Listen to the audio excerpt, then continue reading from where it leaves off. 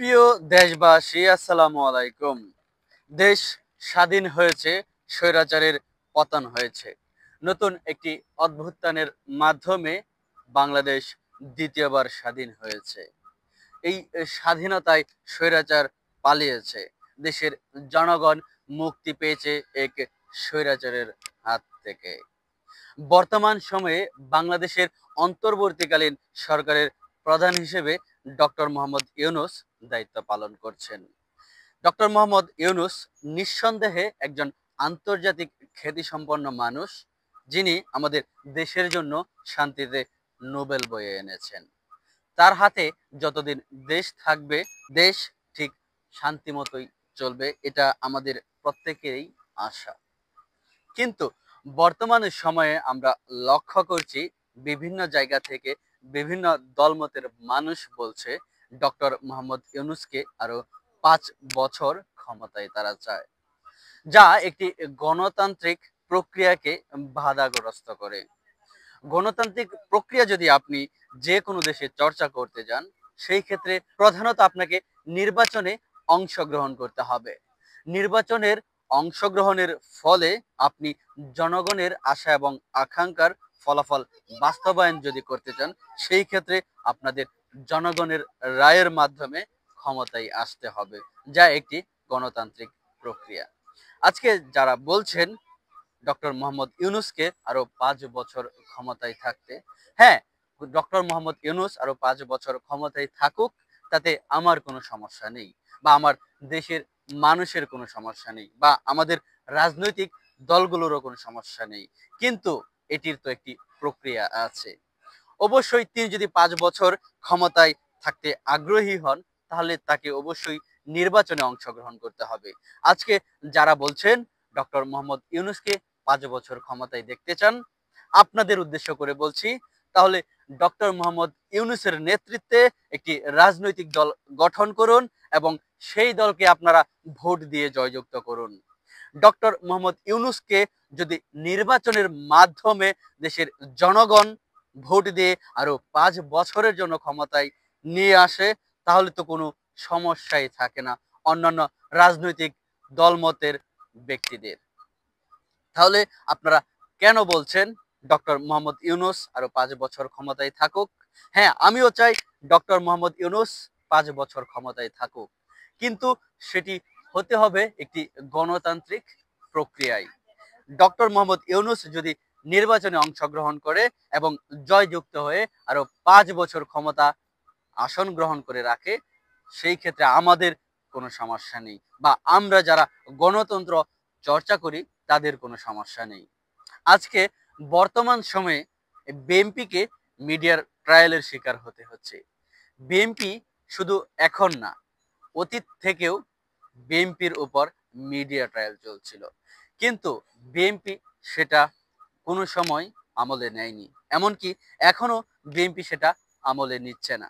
অবশ্যই বিএনপির প্রয়োজন যে মিডিয়া ট্রায়ালগুলো হচ্ছে সেই দিকে সচেতন থাকা, এবং তাদের যে দলের নেতাকর্মী আছে তাদেরকে আরো কঠোরভাবে সমাধান করা। বিএনপির মধ্যে অনেক মানুষ আছে যারা বিভিন্ন ধরনের অকারেন্সের সাথে যুক্ত আছে। তারা গুটি কয়েক মানুষ, যেই গুটি কয়েক মানুষের জন্য বিএনপির সমালোচনা সবার মুখে মুখে। অবশ্যই বিএনপি একটি বাংলাদেশের সবচেয়ে বড় দল, যারা গণতন্ত্রকে চর্চা করে দেশ স্বাধীন হওয়ার পর থেকেই, বা তাদের দল যখন গঠন হয়েছিল ঠিক তখন থেকেই তারা গণতন্ত্র চর্চা করে আসছে। এই গণতন্ত্র চর্চা করা কি খারাপ কোনো বিষয়? অবশ্যই নয়। গণতন্ত্র চর্চার মাধ্যমে দেশের জনগণের আশা আকাঙ্ক্ষা, দেশের জনগণের মতামতকে প্রাধান্য দেওয়া হয়। দেশের মানুষ যাকে চাইবে তাকে দেশের ক্ষমতায় বসাবে, আবার যাকে চাইবে তাকে ক্ষমতা থেকে নামিয়ে দিবে। এটার মানেই তো গণতন্ত্র। আসুন আমরা প্রত্যেকেই গণতন্ত্র চর্চা করি, দেশের সাধারণ মানুষের অধিকার প্রতিষ্ঠার লক্ষ্যে কাজ করি, এবং যেখানেই থাকবে অন্যায়, সেখানেই যেন আমাদের প্রত্যেকটা মানুষের প্রতিবাদ গড়ে ওঠে। আজকে আমরা যদি প্রতিবাদ না করতাম, বা দেশের মানুষ, দেশের ছাত্র জনতা থেকে শুরু করে সর্বস্তরের মানুষ যদি এই স্বৈরাচার হটানোর জন্য চেষ্টা না করত, তাহলে আমরা অবশ্যই দেশের নতুন স্বাধীনতায় বসবাস করতে পারতাম না।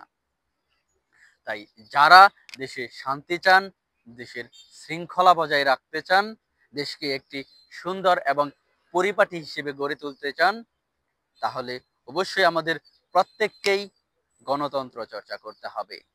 আমরা যদি গণতন্ত্র চর্চা করি, ভবিষ্যতে আমাদের দেশ আরো উন্নয়নের দিকে এগিয়ে যাবে। আমাদের দেশে সাধারণ জনগণের আশা আকাঙ্ক্ষাকে মূল্যায়ন করা হবে। আমাদের দেশের সাধারণ জনগণ তাদের ভোটাধিকার নিশ্চিত করতে পারবে। আমাদের দেশের জনগণের খাদ্য, বস্ত্র এবং অন্যের যে চাহিদা আছে, সেই ধরনের চাহিদা সুশৃঙ্খলভাবে বন্টন করতে পারবে।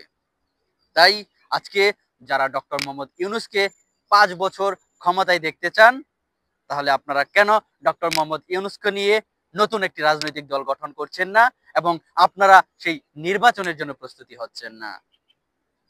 আপনারা জানেন, যদি আপনারা নির্বাচন করেন বা নির্বাচনে অংশগ্রহণ করেন, সেই ক্ষেত্রে আপনাদের দেশের জনগণ ক্ষমতায় চাইবে কিনা সেটা আপনারা নিজেরাও নিশ্চিত নন। এমনকি দেশের সব কয়টি আসনেও আপনারা ঠিক কয়টি সিট পাবেন সেটাও আপনারা জানেন এবং দেশের জনগণও তা জানে। তাই তালবাহানা না করে অতি সত্বর নির্বাচনের দিকে এগিয়ে যান। দেশের যতটুকু সংস্কারের প্রয়োজন, অবশ্যই ঠিক ততটুকুই সংস্কার করতে হবে। দেশের সংস্কারের প্রক্রিয়া কখনোই শেষ হবার নয়, এটি একটি চলমান প্রক্রিয়া।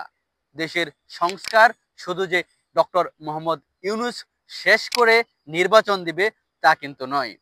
পরবর্তী সময়ে যারাই ক্ষমতায় আসুক না কেন, দেশের সর্বক্ষেত্রেই সংস্কারের প্রয়োজন হবে। তাই সংস্কারের কোনো শেষ নেই। যতটুকু সংস্কার শেষ হলে নির্বাচন দেওয়া সম্ভব, ঠিক ততটুকুই সংস্কার করুন এবং অন্যান্য কাজেও যতটুকু সংস্কার আপনারা করতে পারেন, ঠিক ততটুকুই সংস্কার করুন। আপনাদের সংস্কার কার্যক্রমে দেশের মানুষ, আমরা প্রবাসীরা যারা আছি, প্রত্যেকেই প্রত্যক্ষ এবং পরোক্ষভাবে সহযোগিতা করব। তাই অবশ্যই তালবাহানা না করে সংস্কারের প্রক্রিয়ায় এগিয়ে যাক, এটাই আপনাদের কাছে কাম্য। ধন্যবাদ সবাইকে। আশা করি বাংলাদেশ নতুনভাবে বিনির্মাণ হবে। ডক্টর মোহাম্মদ ইউনূস নিঃসন্দেহে খুব সুন্দরভাবে দেশ পরিচালনা করছেন এবং আন্তর্জাতিক অঙ্গনে উনার একটা গ্রহণযোগ্যতা আছে। তিনি যতদিন দেশ পরিচালনা করবেন, নিঃসন্দেহে দেশ সঠিক পথেই থাকবে। শুধু তার আশেপাশের মানুষদেরকেও আরেকটু সংস্কার করা প্রয়োজন আছে। তাই এই সকল বিষয় মাথায় রেখে দেশের সংস্কারের প্রক্রিয়া চলমান থাকুক এবং নির্বাচনের দিকে দেশ অগ্রসর হোক। ধন্যবাদ সবাইকে। আসসালামু আলাইকুম।